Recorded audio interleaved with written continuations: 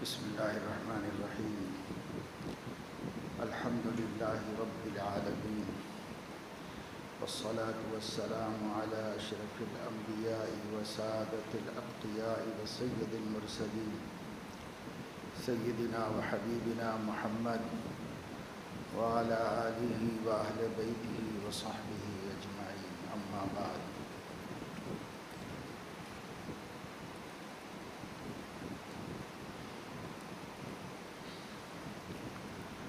قال اللہ تبارک و تعالی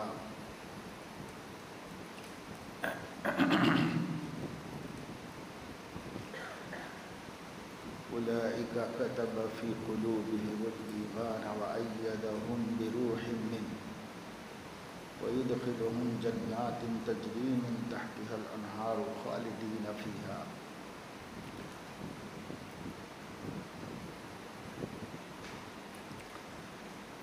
گزشتہ آپ کے سامنے یہ بات آئی تھی، صحابہ کرام رضوان اللہ علیہم اجمعین کون ہیں، ان کا کیا مقام و مرتبہ ہے۔ مختصراً یہ بات بتائی گئی کہ اپنے آخری دین اور آخری اور محبوب نبی کے معاون و مددگار بنانے کے لیے اور ان کے دین کی تکمیل کا ذریعہ بنانے کے لیے یہ لوگ اللہ کے چنے ہوئے اور منتخب کیے ہوئے۔ دوسری بات یہ کہ انہوں نے ایمان لانے کے بعد ایمان سے اور نبی کریم صلی اللہ علیہ وسلم سے بے وفائی نہیں۔ بخاری شریف میں کئی جگہ پر حضرت عبداللہ ابن عباس رضی اللہ عنہما نے حضرت ابو سفیان سے نقل کیا ہے رضی اللہ تعالی عنہ کہ جس وقت حضور علیہ السلام نے سن 6 ہجری کے اواخر میں وقت کے بادشاہوں کو اسلام کی دعوت دینی شروع فرمائی تھی،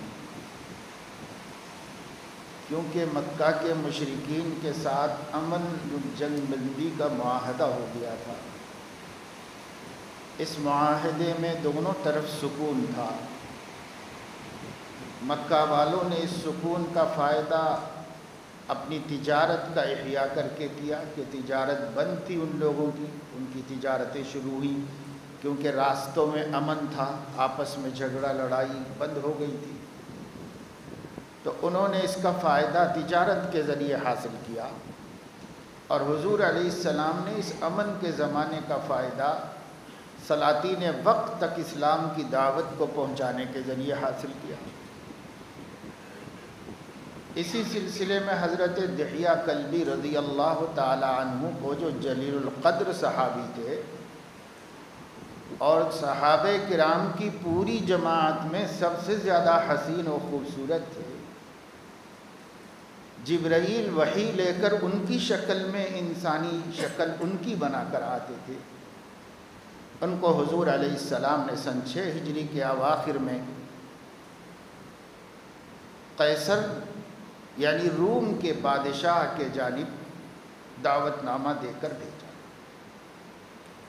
قاعدہ یہ تھا کہ بادشاہ سے براہ راست کوئی نہیں مل سکتا، تو پہلے اس کے کسی گورنر کے پاس جانا پڑتا تھا اور اس کے توسط سے بادشاہ سے ملنا پڑتا تھا۔ حضرت دحیہ کلبی یہ والا نامہ لے کر کے پہنچے اس کے گورنر کے پاس، جو بصرہ کا گورنر تھا، جو ملک شام کی ریاست میں آتا تھا۔ اس نے اس کو اپنے پاس رکھا، اطلاع دی، جب بادشاہ نے طلب کیا تو پھر اس کو وہاں پر بھیج دیا۔ انہی دنوں میں قیصر نے کچھ خواب دیکھے تھے، ان خوابوں سے یہ پتہ چلا تھا، اور اس نے اپنے علم نجوم سے آسمانوں میں ستاروں میں غور و فکر کیا تھا، اس سے بھی اس کو یہ پتہ چلا تھا کہ ختنہ کرنے والی قوم کا بادشاہ غالب آ جائے گا۔ تو اس کو بہت فکر ہوئی، اس نے معلوم کروایا کہ ختنہ کون لوگ کرتے ہیں، تو اس کے درباریوں نے بتایا کہ یہودی ختنہ کرتے ہیں، پر یہودی ہمارے ملک میں اتنے کمزور ہیں کہ آپ کو اس سے فکر کرنے کی کوئی ضرورت نہیں، اگر وہ کوئی بغاوت بھی کریں گے ہم آسانی سے مقابلہ کریں گے، ان کو کچل کے رکھ دیں گے۔ لیکن وہ اپنے علم سے جو سمجھا تھا وہ اتنا معمولی مسئلہ نہیں تھا جتنا اس کے لوگوں نے معمولی بتا دیا اس کو، اس لیے اس نے اور تحقیق کرنے کو کہا۔ تو ابو سفیان اسی زمانے میں تجارت کے لیے ملک شام گئے ہوئے تھے، وہاں غزہ میں ٹھہرے ہوئے تھے، جو اب فلسطین اور اسرائیل کے درمیان میں ایک جھگڑے کی جگہ بنی ہوئی ہے۔ اور قیصر بھی روم میں نہیں تھا، بیت المقدس آیا ہوا تھا ایک منت پوری کرنے کے لیے، تو اسے بتایا گیا کہ عرب کے تاجر یہاں پر ہیں۔ اس نے تحقیق کروائی تو معلوم ہوا کہ یہ حجازی لوگ بھی ختنہ کرتے۔ اب اس کا خدشہ بڑھ گیا اور اطمینان ہو گیا کہ وہ جو مجھے علم ملا ہے اور وہ جو مجھے دل میں آ گیا ہے، یہ خطرہ عربوں سے ہے، یہودیوں سے نہیں، عربوں سے یہ خطرہ ہے۔ اس لیے اس نے ابو سفیان کو بلوایا۔ یہ 20 یا 30 افراد پر مشتمل قافلہ تھا۔ ان کو دربار میں طلب کیا۔ جب یہ لوگ دربار میں حاضر ہو گئے تو بادشاہ نے کہا کہ تم میں سے نبوت کا دعویٰ کرنے والے سے قریبی رشتہ داری کس کی ہے؟ مختلف قبیلوں کے لوگ تھے، تو سب سے قریبی رشتہ داری کس کی ہے؟ تو ابو سفیان نے کہا کہ میری قریبی رشتہ داری، اس واسطے کہ ابو سفیان کے چوتھے دادا اور حضور علیہ السلام کے دادا ایک ہی ہیں، اس لیے قریبی رشتہ ان کا ہی بنتا تھا۔ انہوں نے کہا کہ میں قریبی رشتہ دار ہوں۔ بادشاہ نے کہا کہ ان کو آگے کھڑا کرو اور ان کے ساتھیوں کو ان کے پیٹھ کے پیچھے کھڑا کرو، اور ان لوگوں سے کہو، ترجمان کو رکھ کر ٹرانسلیٹر کو اس نے کہا ان سے کہو کہ میں کچھ سوالات کروں گا، ان سوالات کا یہ صاحب جواب دیں گے، یہ جو ان کے قریبی رشتہ دار ہیں۔ اگر یہ غلط جواب دیں تو جو پیچھے لوگ ہیں وہ ٹوکیں اور مجھے بتائیں کہ یہ جواب صحیح نہیں دے رہے، غلط دے رہے، یہ پیچھے والے لوگ مجھے بتائیں۔ پھر اس نے سوالات کیے۔ کتاب الجہاد میں اور کتاب بدء الوحی میں امام بخاری رحمۃ اللہ علیہ نے بڑی لمبی روایت نقل فرمائی۔ 11 سوال اس نے کیے تھے، اور ہر سوال کا ابو سفیان نے ٹھیک ٹھیک جواب دیا تھا، کچھ جھوٹ نہیں بولا، سب صحیح بولا۔ ایک ایسا سوال تھا کہ کیا کبھی انہوں نے عہد توڑا بھی ہے؟ عہد کر کے توڑا ہے کبھی؟ وعدہ خلافی کی ہے؟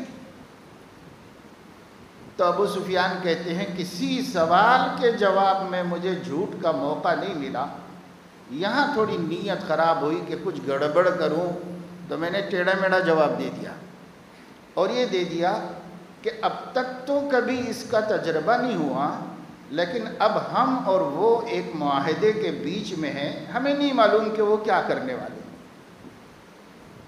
حالانکہ اب تک کے تجربے سے اس کو بھی وہ صحیح سمجھ بتا سکتا تھا، لیکن ابو سفیان نے کہا کہ میرے دل میں نیت خراب ہوئی، میں نے کہا کچھ تو کرو گڑبڑ، تاکہ ان کے بارے میں ان لوگوں کے دلوں میں کوئی عقیدت نہ پیدا ہو جائے۔ تو ایک موقع ملا، ان کا خود بیان ہے اسلام لانے کے بعد کہ ایک موقع ملا تو یہاں تھوڑی گڑبڑ کر دی میں نے کہ ان دنوں ایک معاہدہ چل رہا ہے، آگے وہ کیا کریں گے ہمیں نہیں معلوم، ہو سکتا ہے توڑ دیں اور غدر کر دیں، اور ہو سکتا ہے بغاوت کر دیں، یہ ہمیں نہیں معلوم، اتنی گنجائش تھوڑی نکالی اس نے۔ لیکن بادشاہ نے اس کی طرف کوئی توجہ نہیں دی۔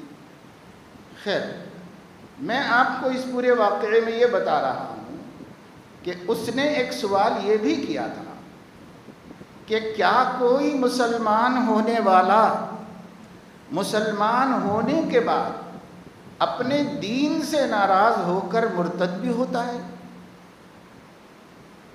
لوگ اسلام میں آتے ہیں تو مضبوطی سے آتے ہیں، ٹھیک، لیکن کیا اسلام سے مرتد بھی ہوتے ہیں، واپس اپنے مذہب میں چلے جاتے ہیں کوئی ایسی بات دیکھ کر کہ ان کو اسلام کی ناپسند آ رہی ہو، کوئی عقیدہ ناپسند آ رہا ہو، یا کوئی طرز عمل، کوئی دینی تعلیم، کوئی حکم اللہ رسول کا، اس سے خفا ہو کر، ناراض ہو کر واپس اپنے دین میں بھی کوئی چلا جاتا ہے کیا؟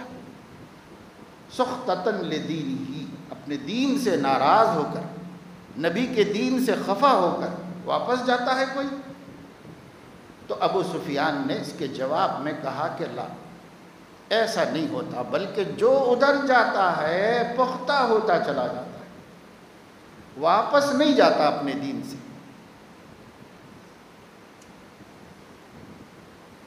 حالانکہ خود ابو سفیان کا داماد مسلمان ہو کر مرتد ہو گیا تھا، لیکن اس کا سبب سخطتاً لدینہ ہی نہیں تھا، اس دین سے ناراضگی اس کا سبب نہیں تھا، بلکہ وہ ہجرت کر کے اپنی بیوی کے ساتھ، ابو سفیان کی بیٹی کے ساتھ ہجرت کر کے حبشہ چلے گئے تھے، اپنا دین بچانے ہی کے لیے گئے تھے، اسلام کی حفاظت ہی کے لیے گئے تھے۔ وہاں کسی حبشہ کی کسی خاتون سے اس کو عشق و محبت ہو گیا، اس نے صرف اس کی محبت میں اپنا دین چھوڑا اور مرتد ہو کر اس سے نکاح کر لیا۔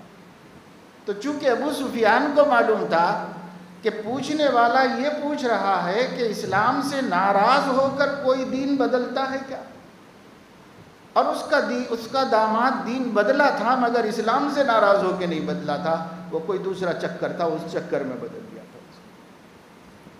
اس سے معلوم ہوتا ہے کہ بسا اوقات آدمی کو اپنا دین ہی محبوب ہوتا ہے، لیکن حسن کا چکر ایسا ہے کہ اس میں باوجود اپنا دین پسند ہونے کے اس کی خاطر چھوڑ دیتا ہے۔ یہ بہت بڑا خطرہ ہے۔ اس لیے اسلام نے مخلوط معاشرے کو بالکل پسند نہیں۔ حضور اکرم صلی اللہ علیہ وسلم نے فرمایا بچے 10 برس کے ہو جائیں تو ان کے بستر الگ کر دو، اور لڑکیاں اور لڑکوں کو رہن سہن میں ایک دوسرے سے محتاط رکھو۔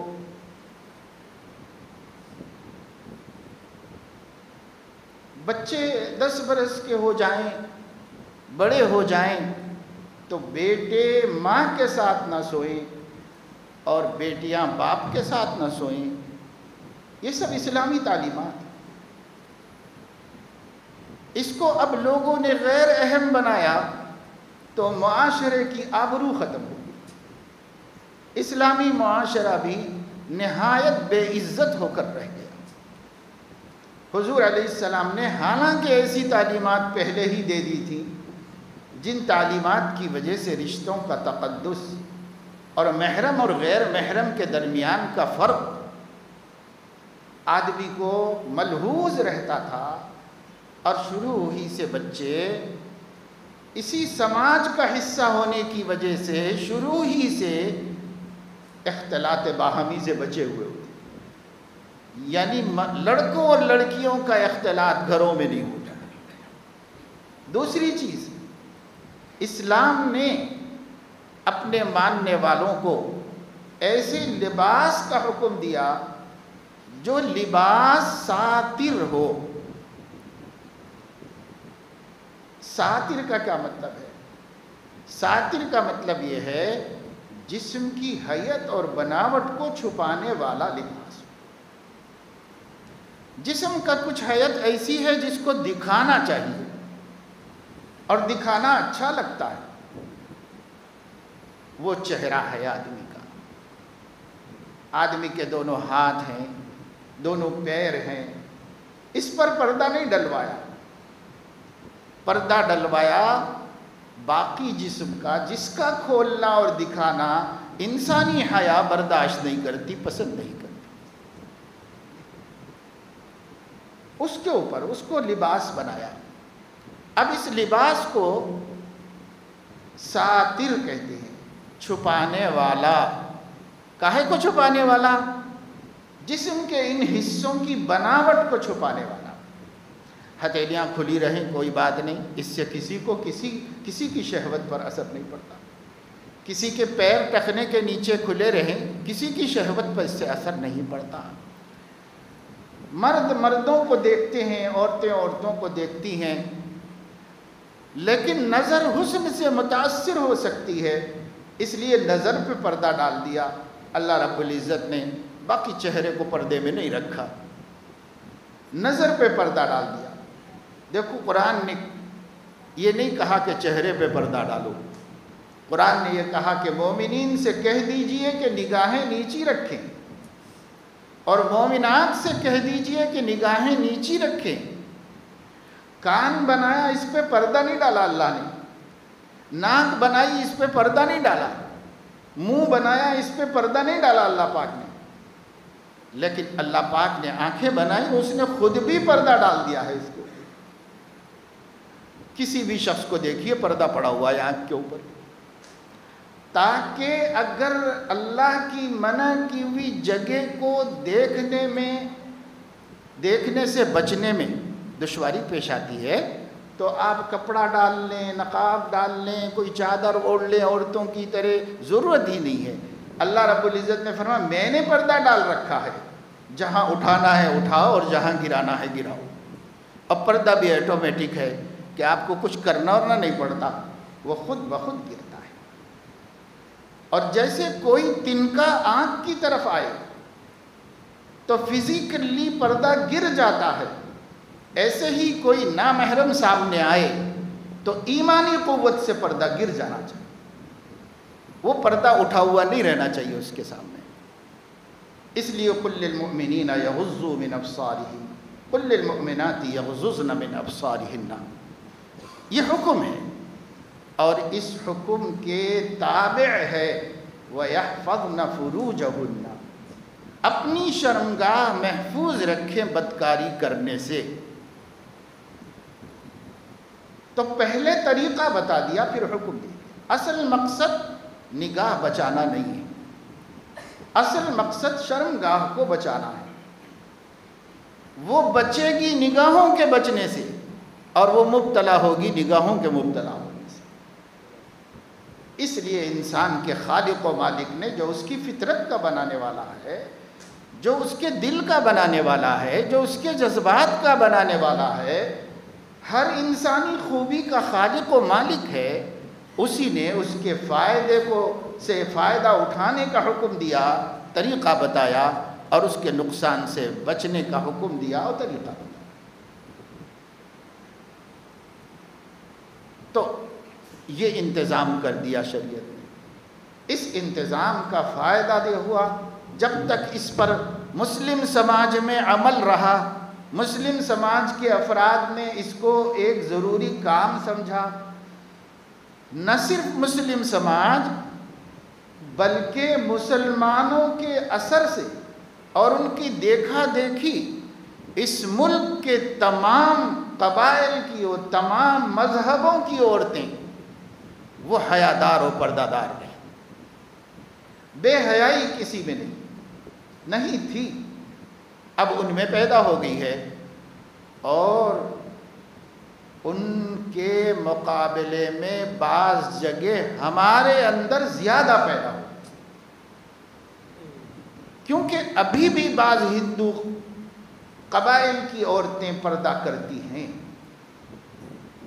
ہمارے ہاں تو الا ماشاء اللہ گھریلو پردہ تو سبھی جگہ ختم ہو، یعنی خاندان میں پردہ کوئی نہیں کرتا۔ جو تھوڑا بہت ہم کو برقع ورقے نظر آتے ہیں وہ سب غیروں سے کرنے والے لوگ ہیں کہ غیروں سے پردہ کرتے ہیں، اجنبیوں سے، لیکن خاندان میں پردہ کرنے والے لاکھوں میں ڈھونڈنے مشکل، جو خاندان میں بھی اللہ کا حکم سمجھ کر پردہ کرتے ہوں، چچا زاد بہنوں سے، خالہ زاد بہنوں سے، ماموں زاد بہنوں سے، تایا زاد بہنوں سے، اپنی سالیوں سے، اپنی بھابھیوں سے، لاکھوں گھروں میں کوئی مل سکتا ہے جو عمل کر رہا ہو اور پردہ کر رہا ہو۔ خاندان میں پردہ بالکل ختم ہو گیا، ٹوٹل ختم ہو گیا۔ اب جو تھوڑا بہت دکھائی دے رہا ہے وہ غیروں سے، بالکل اجنبیوں سے، باہر کے لوگوں سے برقع ورقہ پہن لیتے ہیں، ان سے کچھ پردہ۔ ان میں بھی اگر زیادہ آنے جانے والے لوگ ہوں تو ان کا کوئی رشتہ بنا کر کے، انٹی بنا کر کے، انکل بنا کر کے، بھائی صاحب بنا کر کے، اور عرفات بھائی بنا کر کے، عرفات بہن بنا کر کے، حج کے سفر کے ساتھیوں کو بھی بے پردہ کر لیا اور ان سے بھی ختم کر لیا، خود ہی اٹھا لیا سب پر۔ اس چیز نے پھر ہمارے سماج کو اتنا گندا کر دیا جس سے آج خبریں پڑھ پڑھ کر، سن سن کر سر شرم سے جھک رہے ہیں، ورنہ ہمارے نبی کی امت کا سماج ایسا نہیں تھا۔ تو خیر، بہرحال میں بات اس پر کہہ رہا تھا کہ کوئی آدمی اسلام میں داخل ہو کر اسلام سے پھر واپس نہیں چلا گیا، یہ اس وقت کے مسلمانوں کے سب سے بڑے دشمن نے یہ بات کہی۔ اس وقت ابو سفیان مسلمانوں کے سب سے بڑے دشمن تھے، کیونکہ بدر میں سب سردار مر چکے تھے، ان میں یہی سب کے قائم مقام بنا لیے گئے تھے اور اپنے سروں کے تاج بنا لیے گئے تھے، سب کی طرف سے یہی لڑ رہے تھے بدر کے بعد سے۔ تو ابو سفیان بدترین دشمن ہے اس وقت میں۔ بعد میں اللہ کی توفیق سے انہیں اسلام ملا اور اب ہم ان کو صحابہ میں شمار کرتے، ان کی عزت کرتے، ان کے مرتبے و مقام میں ہم کوئی فرق نہیں کرتے۔ لیکن جس وقت کہہ رہے ہیں یہ بات، اس وقت سب سے بڑے دشمن تھے اسلام کے بھی اور سیدنا محمد الرسول اللہ صلی اللہ علیہ وسلم کے بھی۔ لیکن سچ بتا رہے ہیں، کیا بتا رہے ہیں؟ کوئی مسلمان ہوتا ہے ان کی دعوت پر تو پھر کبھی اپنے دین سے برگشتہ نہیں ہوتا اور اپنے دین سے واپس نہیں نکلتا، صاف بتا رہے۔ حالانکہ اپنے گھر میں ایک کیس ہے، اس کو جانتے ہوئے بھی صاف بات بتا رہے کہ اس کا مقصد نبی سے ناراضگی نہیں تھی، اس کا مقصد تو کسی حسن کی دیوانگی تھی، اس وجہ سے اس کو انہوں نے شمار ہی نہیں کیا۔ یہ ہے اسلام، یہ ہے صحابہ کرام جن کی تصدیق موجود ہے، اپنوں کی زبان سے تو ہے ہی، پرایوں کی زبان سے بھی ہے کہ یہ پکے مسلمان ہے۔ پھر بھی اگر کوئی عقل کا دشمن صحابہ کو مرتد کہہ دے، منافق کہہ دے، تو کون اس کو تسلیم کر سکتا ہے اور کون اس کو مان سکتا ہے؟ یہ تعصب مذہبی ہے، خواہ مخواہ کا تعصب ہے جو حق کے خلاف بولا۔ اپنے کو مسلمان کہتے ہوئے بھی وہ جھوٹ بول رہے ہیں جس جھوٹ کے بولنے کے مشرکوں کے سردار کو بھی گنجائش نہیں تھی اور اس کو ہمت نہیں ہوئی تھی جس جھوٹ کی۔ آج لوگ اپنے کو مسلمان کہہ کے بھی وہ جھوٹ بول رہے ہیں کہ صحابہ نبی کے بے وفا تھے، نعوذ باللہ، صحابہ نبی کے بعد مرتد ہو گئے تھے، صحابہ کرام دین سے پھر گئے تھے، صحابہ کرام اہل بیت اطہار کے دشمن تھے، نعوذ باللہ۔ اردو آتی نہیں آپ میں سے اکثریت کو، کیا کریں؟ حضرت مولانا خالد سیف اللہ رحمانی دامت برکاتہم اس شہر کے بڑے علماء میں سے ہیں، منصف کے ہفتہ واری ایڈیشن شمع فروزہ میں 2-3 جمعوں سے یہی لکھ رہے ہیں کہ صحابہ اور اہل بیت کا تعلق کتنا مضبوط تھا، صحابہ اہل بیت کا کتنا احترام کرتے تھے، صحابہ اور اہل بیت ایک دوسرے سے کس قدر محبت کرتے تھے۔ آج حیدرآباد کے مختلف محلوں کے سڑکوں، گوشوں، گلیوں، کوچوں میں کہا جا رہا ہے کہ صحابہ اور صحابہ کے امام سیدنا صدیق اکبر اور سیدنا عمر فاروق اہل بیت کے دشمن تھے، نعوذ باللہ۔ ہم ان کو برا کہیں یا دوستو اپنے آپ کو کہ جنہیں خود اپنے بڑے نہیں معلوم کہ کیسے، ان کا جو بھی عقیدہ ہو، ان کا جو بھی دین ہو، وہ جانے، اللہ جانے۔ لیکن اہل السنت والجماعت کا اس پر اجماع ہے، تمام صحابہ کرام قرآن کی بے شمار آیتوں کی روشنی میں اور حضور اکرم صلی اللہ علیہ وسلم کی بے شمار بیان کیے ہوئے فضائل کی روشنی میں سب صحابہ کرام موحد، مخلص اور اپنے نبی کے سچے اور وفادار امتی، ایسے وفادار جس وفاداری کی مثال ان کے بعد قیامت تک نہیں پیش کی جا سکتی، ایسے وفادار امتی، چاہے وہ شروع میں مسلمان ہوئے ہوں، چاہے وہ اخیر میں مسلمان ہوئے، چاہے وہ فتح مکہ سے پہلے اسلام لائے ہوں، چاہے وہ فتح مکہ کے بعد جب کوئی راستہ نظر نہیں آیا تو اسلام قبول کیے ہوں، جو بھی اسلام قبول کیا ہے، قبول کرنے کی اس کی غرض کچھ بھی رہی ہو، نبی کی صحبت میں آنے کے بعد، نبی کی نگاہ اثر کے پڑھنے کے بعد ان لوگوں میں کوئی مرتد نہیں، ان کا ایمان راسخ ہو گیا۔ یہی ابو سفیان کی زوجہ حضرت ہندہ رضی اللہ تعالی عنہا اپنے شوہر کی طرح اسلام کی سخت ترین بدترین دشمن تھی، بڑی جرأت مند تھی اور بڑے بڑے مردوں کو اپنی بہادری سے پیچھے کر دیتی، بہت کچھ انہوں نے کیا۔ حضور اکرم صلی اللہ تعالی علیہ وسلم کے محبوب ترین چچا حضرت حمزہ کو شہید کروانے کی ذمہ دار بھی یہی، اور انہی کے غلام نے حضرت وحشی کو شہید کیا اور حضرت وحشی کا سینہ پھاڑ کر کلیجہ نکال کر چبائے۔ منت مانی تھی اس نے کہ حضرت حمزہ کی کھوپڑی میں شراب پی، لیکن جب مکہ فتح ہو گیا یہ بھی مسلمان ہو گئی، اسلام میں داخل ہو گئیں۔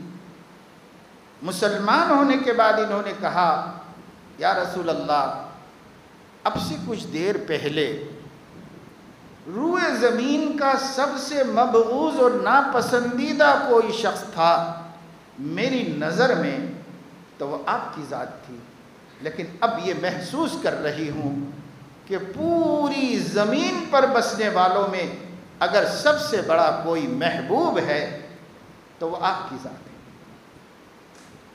حضور علیہ السلام نے دعا دی کہ اللہ اس محبت میں اضافہ فرمائے۔ ظاہر ہے کہ یہ دعا نبی نے دی تھی، جس کی دعا بارگاہ الہی میں مردود نہیں ہوتی، نہ مقبول نہیں ہوتی، ضرور قبول ہوتی ہے۔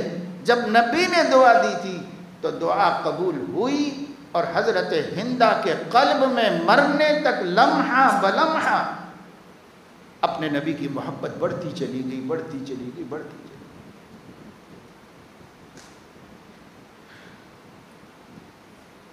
محض اس وجہ سے کہ کل تک غیر مسلم تھی، اسلام میں نہیں آئی تھی، نبی کی دشمنی کی تھی، اگر ہم نکالتے چلے جائیں گے لوگوں کو صحابہ میں سے، اسلام میں سے، پھر کون بچے گا؟ اس لیے کہ ہر ایک پہلے دشمن تھا حضور علیہ السلام۔ اور اگر اسی دشمنی کی بنیاد پر صحابہ سے تبرہ کیا جائے، تجرید کی جائے، تو صدیق اکبر رضی اللہ تعالیٰ عنہ کے بارے میں کیا کہیں گے، جو ایک لمحہ بھی دشمن نہیں تھے؟ حضرت خدیجہ کے بارے میں کیا کہیں گے، جو کبھی بھی نبی کے دشمن نہیں تھی، ہمیشہ سے نبی کی وفادار تھی، اسلام سے پہلے سے وفادار تھے، ان کو کیسے نکالیں گے؟ لیکن لوگ سب سے پہلے حضرت ابو بکر ہی کو باہر کر دینا چاہتے ہیں اسلام۔ تو صحابہ میں سب سے اعلیٰ و ارفع اور سب سے اونچا درجہ اور مقام رکھنے والے اہل السنت والجماعت کے نزدیک بالاجماع بالاتفاق بغیر کسی اختلاف کے صدیق اکبر رضی اللہ تعالیٰ عنہ، ان سے بڑا کسی کا مرتبہ نہیں، ان سے بڑا کسی کا مقام نہیں۔ پوری امت میں سب سے بڑا مقام صحابہ کرام کا، صحابہ میں اونچا مقام خلفائے راشدین کا ہے، اور خلفائے راشدین میں سب سے اونچا مقام صدیق اکبر رضی اللہ تعالیٰ عنہ کا ہے۔ بہت بڑے محدث اور حافظ حدیث امام شمس الدین محمد الذہبی رحمہ اللہ نے فرمایا، اس عقیدے میں پوری امت میں کسی کو اختلاف نہیں سوائے روافض کے، کسی کو اختلاف، یہ سب کا اجماعی عقیدہ ہے۔ روافض یہ ربز سے بنا ہے، چھوڑ دینے والے کو کہتے ہیں، اور شیعہ ایک جماعت کو کہتے ہیں، ایک گروہ کو شیعہ کہتے ہیں عربی زبان میں۔ صحابہ میں کوئی گروہ نہیں تھا، کوئی اختلاف نہیں تھا، تمام صحابہ ایک جان تھے، ہزاروں جسم ہونے کے باوجود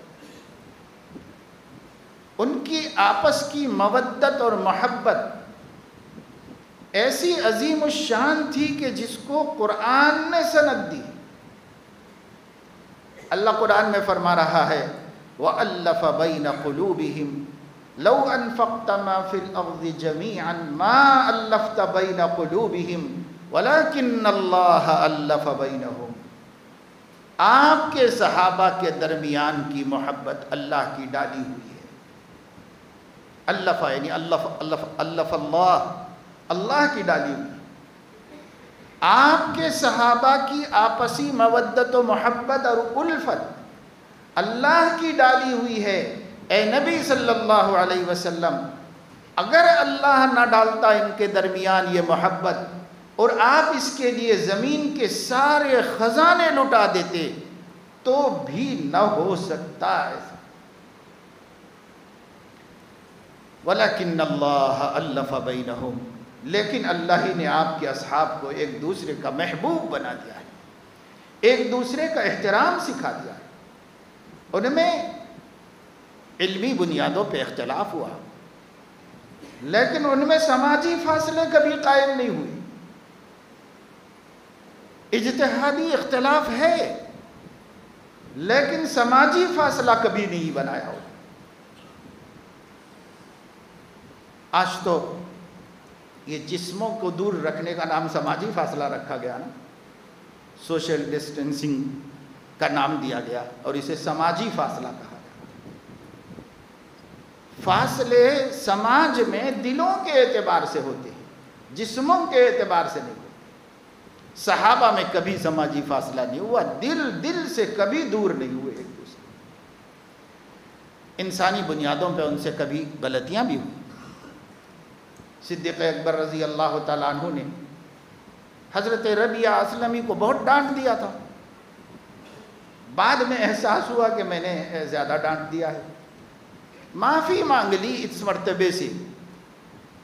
صحابہ کہتے ہیں ہم نبی کے زمانے میں بھی آپس میں بیٹھ کے کبھی باتیں کرتے کہ حضور علیہ السلام کا سب سے مقرب کون ہے، کیونکہ جب محبوب کا مقابلہ ہوتا ہے، کسی کے 10 20 100 50 ہزار آدمیوں کے درمیان ایک محبوب ہوتا ہے تو یہ باتیں تو چلتی ہیں۔ کہ محبوب سب سے زیادہ کس کو چاہتے ہیں؟ صحابہ کہتے ہیں ہمارے درمیان بھی یہ باتیں نکلتی تھیں، لیکن سب کا یہی کہنا ہوتا تھا کہ ان کے سب سے بڑے محبوب تو ابو بکر ہیں، یہی سب کا کہنا ہوتا تھا، اور صدیق اکبر ہی ان کے سب سے بڑے محبوب ہوتے تھے۔ تو حضور اکرم صلی اللہ تعالی علیہ وسلم کے زمانے میں بھی یہ باتیں ہوئی ہیں، اور یہی باتوں پر صحابہ کا اجماع اور اتفاق ہوا ہے۔ اللہ کے نبی صلی اللہ تعالی علیہ وسلم نے فرمایا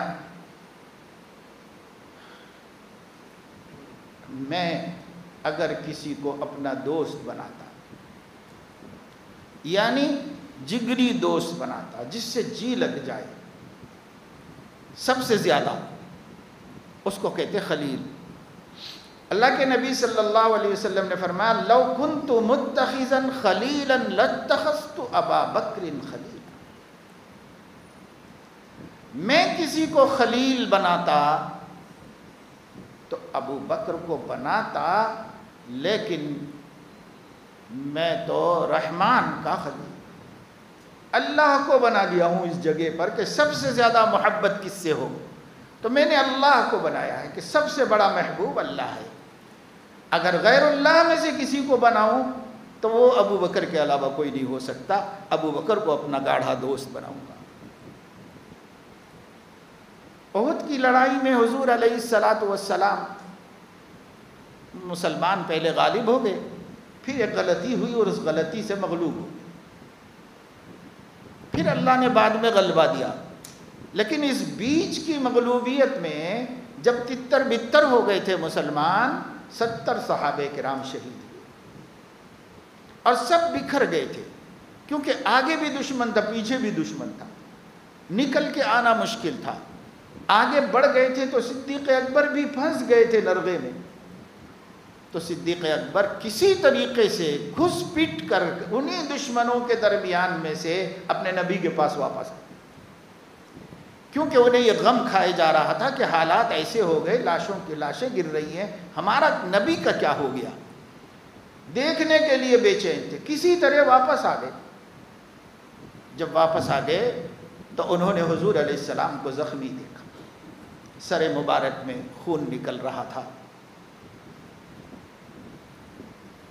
حضرت فاطمہ رضی اللہ تعالیٰ عنہ پرانی چٹائی جلا کر اس کی راکھ بھر کر اس خون کو روک رہی تھی۔ حضرت علی ڈھال میں پانی لا کر دھو رہے تھے، حضور علیہ السلام زخمی تھے، دندان مبارک شہید ہو گیا تھا، کیسے برداشت کر سکتے صدیق اکبر؟ انہوں نے اپنے محبوب کو اس حال میں دیکھا تو اپنے نیام سے تلوار باہر کھینچی اور نہایت غیظ و غضب کے ساتھ دیوانہ وار کفار کی طرف دوڑے، لیکن وہ آگے بڑھنے نہیں پائے تھے کہ حضور علیہ السلام نے ان کا بازو پکڑ کے روک لیا اور فرمایا ابو بکر اپنے بعد مجھے اکیلا مت کر دو۔ یہ ہے حضور علیہ السلام کا صدیق کے ساتھ تعلق۔ سارا عالم موجود ہے، لاکھوں صحابہ موجود رہیں گے، لیکن حضور فرما رہے ہیں ابو بکر نہیں رہے، میں اکیلا ہو جاؤں۔ یہ محبت حضور علیہ السلام خلیل نہیں بنایا، مگر یہ کہ اگر اللہ کے بعد کسی سے سب سے زیادہ آپ کو محبت تھی تو وہ صدیق اکبر سے۔ پوچھا گیا آپ سب سے زیادہ کس کو پسند کرتے ہیں؟ تو فرمایا صدیق کو۔ اس کے بعد کس کو؟ صدیق کی بیٹی کو۔ تو صدیق محبوب ہے اور صدیقہ محبوب ہے، حضور اکرم صلی اللہ علیہ وسلم کے سب سے محبوب۔ آج کہا جاتا ہے کہ صدیق بھی بے وفا ہے اور صدیقہ بھی بے وفا ہے، نعوذ باللہ من ذلک۔ لوگوں نے کیا کیا نہیں کیا حضرت عائشہ کو رسوا کرنے کے واسطے، آج بھی کر رہے ہیں ڈھکے چھپے، کیونکہ سنیوں کے مقابلے کی ہمت نہیں، اس لیے ڈھکے چھپے کر رہے ہیں آج بھی۔ پر جہاں ان کو موقع ملا، کبھی کبھی ان کا غلبہ رہا، مصر میں ان کی حکومت رہی، اور بعض ملکوں کے اندر رہی تو انہوں نے وہ سب کچھ کیا جس کا ذکر کرنا بھی ایک سنی کے لیے درست نہیں اور مناسب نہیں۔ تو میں عرض کر رہا تھا کہ صحابہ کے دور میں اتفاق و اتحاد ہی تھا، ایک دوسرے کے ساتھ دل بالکل صاف تھے۔ حضرت علی اور حضرت معاویہ رضی اللہ عنہما کے درمیان ایک شرعی مسئلے کو لے کے اختلاف ہوا، اس شرعی مسئلے کو لے کے اختلاف ہوا، لیکن قلوب میں ایک دوسرے کی رنجش نہیں پیدا ہوئی۔ اس سلسلے میں جتنی روایتیں ہیں سب گڑھی ہوئی، کوئی صحیح روایت نہیں کہ ان کے درمیان میں رنجش دلوں میں پیدا ہوئی ہو۔ سیدنا امیر معاویہ حضرت علی کے فضائل کو سنواتے تھے اپنے سامنے اور روتے تھے۔ تاریخ میں یوں بدنام کیا گیا کہ ان کے حکم سے ممبروں پر گالیاں دی جاتی تھی اہل بیت کو، وہ روتے تھے حضرت علی کے مقام و مرتبے کو سن کر۔ اختلاف مسئلہ شرعی میں تھا، اور یہی وجہ ہے کہ احادیث میں آتا ہے کہ بعض صحابہ رضی اللہ عنہم وہ جنگ کے دوران میں جب کھانے نماز کے لیے رکتے تو کھانا حضرت معاویہ کے دسترخوان پہ کھاتے، اور پھر جب نماز پڑھنا ہوتا تو حضرت علی کے پیچھے پڑتے۔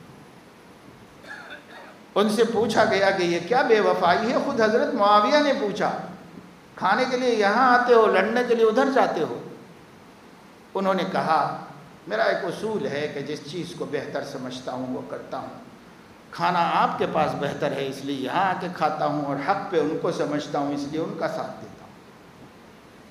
تاریخ بتاتی ہے کہ حضرت معاویہ ہنسے مگر آنے سے منع نہیں کیا، نہ ان کے لوگوں نے اس صحابی کی کوئی توہین کی، یہ ان کی آپس کی مودت تھی۔ کیوں نہ ہوتی جب اللہ کہہ رہے ہیں لیکن اللہ الف بینہم، اللہ نے ڈالی ہے محبت تو اس کے خلاف کیسے ہو سکتا ہے؟ ہاں، حق کے لیے انہوں نے تلوار بھی اٹھائی، جانیں بھی دیں، قربانیاں بھی دیں،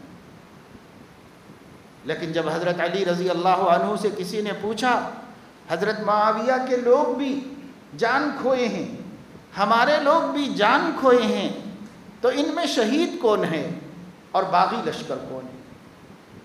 حضرت علی رضی اللہ تعالیٰ عنہ نے جواب میں فرمایا قتلانا وقتلاہم فی الجنہ، ہمارے مقتولین بھی اور ان کے مقتولین بھی جنت میں ہیں، اس لیے کہ سبوں نے اللہ کے اس دین کے لیے لڑائی لڑی ہے، کسی کا مقصد دنیا نہیں، کسی کا مقصد دنیا نہیں تھا، اقتدار نہیں تھا، اللہ کے دین کو زندہ کرنا مقصد تھا۔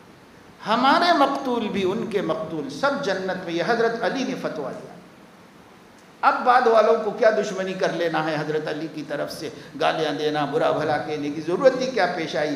جب یہ حضرت علی کا فتویٰ ہے تو ہم بھی فالو کرتے ہیں، آپ کو بھی فالو کرنا چاہیے، کیونکہ حضرت علی ہماری آنکھوں کی ٹھنڈک ہیں، اہل بیت اطہار ہمارے دلوں کی دھڑکن ہیں، ان سے، ان کی ایک ایک ادا سے ہمیں محبت ہے۔ ہم دشمن نہیں ہیں اہل بیت کے، کیسے ہو سکتے ہیں؟ اگر ہمارے دل میں ذرہ برابر عداوت پیدا ہو جائے ہمیں تو خطرہ ہے کہ ایمان ہی سے ہاتھ دھو، بے ایمان ہو جائیں گے، مسلمان باقی نہیں رہیں گے۔ ہم اتنی محبت رکھتے ہیں، ان کی محبت کو جزو ایمان سمجھتے ہیں، ان سے بغض کو کفر اور نفاق کا عقیدہ رکھتے ہیں۔ ہمیں نہیں کوئی تکلیف ہے، لیکن آپ جو صحابہ کے ساتھ رویہ اختیار کر رہے ہو، یہ اس کو بھی ہم کفر سمجھتے ہیں، اس کو بھی ہم اسلام کے خلاف سمجھتے ہیں۔ اس لیے صحابہ کرام کی حقیقت کو سمجھنا، ان کی عظمت کو جاننا، ان کے مناقب جو قرآن میں اترے اور ان کے فضائل جو نبی نے بیان فرمائے اور جس سے حدیث کی کتابیں بھری پڑی ہیں، ان سے واقف ہونا، اپنا اور اپنے بال بچوں کے عقیدوں کو صحیح سالم رکھنا، یہ ہماری ذمہ داری ہے۔ ہم اس ذمہ داری کو پورا کریں، اس کے لیے جد و جہد کریں، کوشش کریں۔ مجھے پتہ چلا اور خوشی ہوئی کہ اس محلے کی محلہ کمیٹی جو کچھ عرصہ پہلے بنی تھی وہ پھر لاک ڈاؤن میں سرگرمیاں ختم ہو گئی تھی، انہوں نے اب کوشش شروع کی ہے، پھر سے مشورے کر رہے ہیں، کوششیں کر رہے ہیں کہ بستی کے نوجوانوں کو، بستی کی عورتوں کو عقائد حقہ کی طرف لانے اور ان کو صحیح بات بتانے اور نمازوں کو زندہ کرنے اور پابند صوم و صلات بنانے کے واسطے مقامی طور پر بھی ایک جد و جہد کی جائے، کوشش کی جائے۔ اہل بستی اپنا حق سمجھ کر اہل بستی کے غافلوں کے لیے کوشش کریں، جد و جہد کریں، فکر کریں، جن کے عقیدے درست ہیں اور مضبوط ہو جائیں اور جن کے عقیدے کمزور ہیں وہ صحیح ہو جائیں۔ تو اس سلسلے میں کوششیں کی جا رہی ہیں، اور اس سلسلے میں جو بھی اعلان آپ کے سامنے آئے، خاص طور سے یہاں اس مجمع میں جو اس بستی کے لوگ ہیں ان سے گزارش ہے کہ اپنی عورتوں کو عورتوں والے اجتماع میں جوڑنے کے لیے اور نوجوانوں کو نوجوانوں والے جوڑ میں شریک کرنے کے لیے کوشش کریں۔ اس میں علماء کرام کے ذریعے سے جو سچی باتیں ہیں اس کو دلائل کے ساتھ پیش کر کے ہم سب کو اہل السنت والجماعت کے سچے سانچے عقیدوں اور خدا تعالیٰ کی عبدیت اور بندگی اور نیازمندی اور تواضع اور اخلاق کی زندگی گزارنے کے اسباب فراہم کیے جائیں گے۔ اللہ پاک اپنے کرم سے قبول فرمائے، کامیابی نصیب فرمائے اور سب کو ایک دوسرے کا معاون و مددگار بن جانے کی توفیق عطا فرمائے۔ آمین وآخر دعوانا۔ اتوار کے روز بعد نماز ظہر 3 بجے شہباز بھائی کے مکان پر خواتین کا اجتماع ہے، اس میں آپ حضرات اپنے خواتین کو روانہ فرمائیں۔